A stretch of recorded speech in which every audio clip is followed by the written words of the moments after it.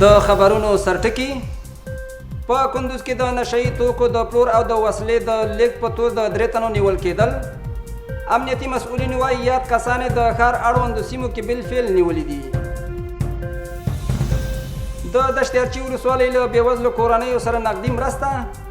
دغه مرستې د هندیکپ مرستندویه موسسې له لورې شوي او هرې کورنۍ ته څه باندې 12,000 افغانۍ ورکړل شوي دي. او په کندوز کې د فوټبال لوبغاړو د غوراوي سیالیو دوام.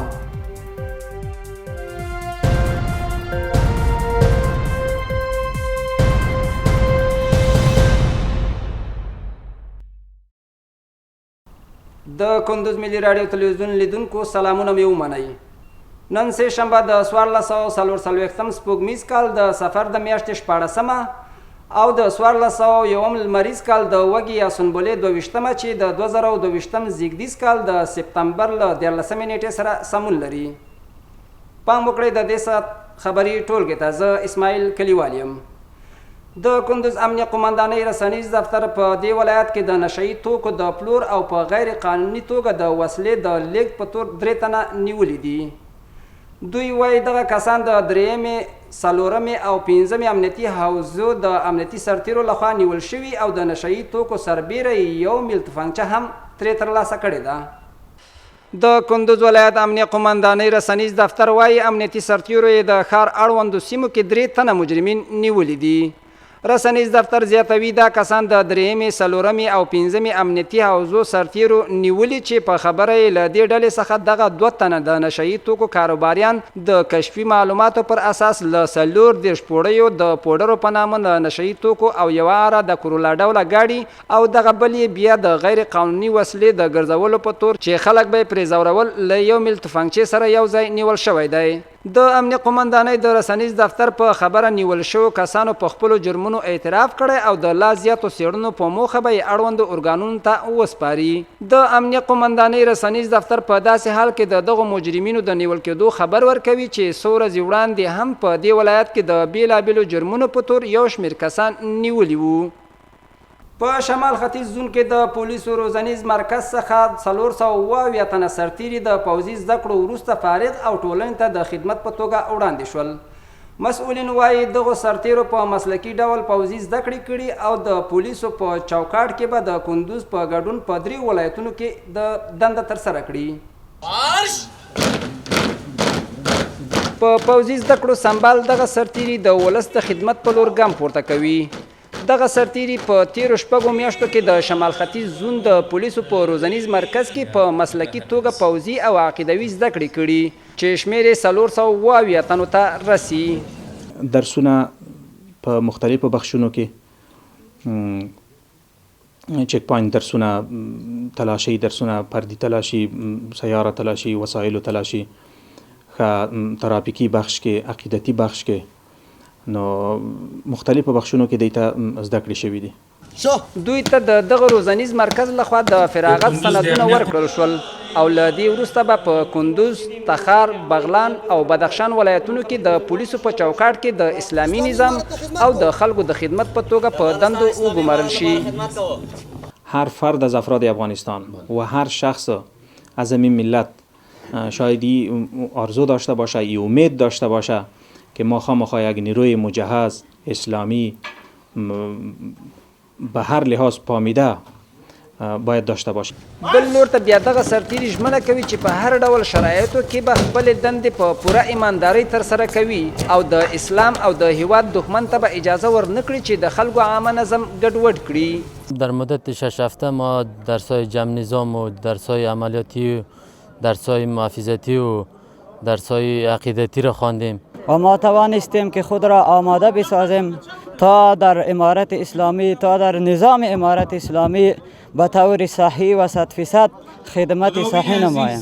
په شمال ختیځ زون کې د اسلامي امارت له واکمنېدو تر دې مهاله دا 3م ځل دی چې د پولیسو له دغه روزنیز مرکز څخه په سلګونو سرتیري له پوځي او عقیدتي زده کړو وروسته فارغېږي چې اوس مهال د هیواد په بېلابېلو ولایتونو کې دندې ترسره کوي.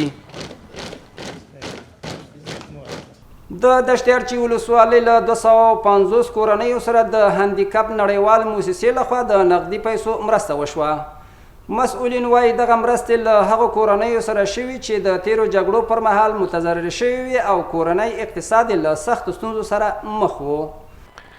د مرستندویه مؤسسو لخوا د بېوزلو لاسنیوی د هیواد په ټولو ولایتونو کې دوام لري چې له امله یې د ډیرو هیوادوالو اقتصادي ستونزې تر ډیره حده لرې شوي دي. د دغو مرستو په دوام نن د دشتیارچي په ولسوالۍ کې 250 هغو کورنیو ته چې د جګړو له امله بېځایه شوي یا یتیمان، معلولین، کونډې او معیوبین وو، هرې کورنۍ ته د 12200 افغانیو نغدو پیسو د ویش لړۍ پیل شوه چې ویل کېږي هرې کورنۍ ته به تر 5 میاشتو پورې په همدې اندازه نغدې پیسې ورکول کېږي. د مرستو دغه لړۍ د ارچي ولسوالۍ د مرستیال مولوي جمعه ګل محمود او نورو مسؤلینو په وړاندې پیل شوه چې دغو مسؤلینو د هندیکپ مؤسسې څخه دغو مرستو له امله منندویي وکړه او په راتلونکي کې ورنه د لا زیاتې پاملرنې غوښتونکي شول. د ارچي ولسوالۍ څخه پر رسیدلي یو بل خبر کې ویل شوي چې د اکتید مؤسسه په پام کې لري د هغې ولسوالۍ په کلیو کې د هلکانو او نجونو لپاره سیمه ییز ټولګي جوړ کړي.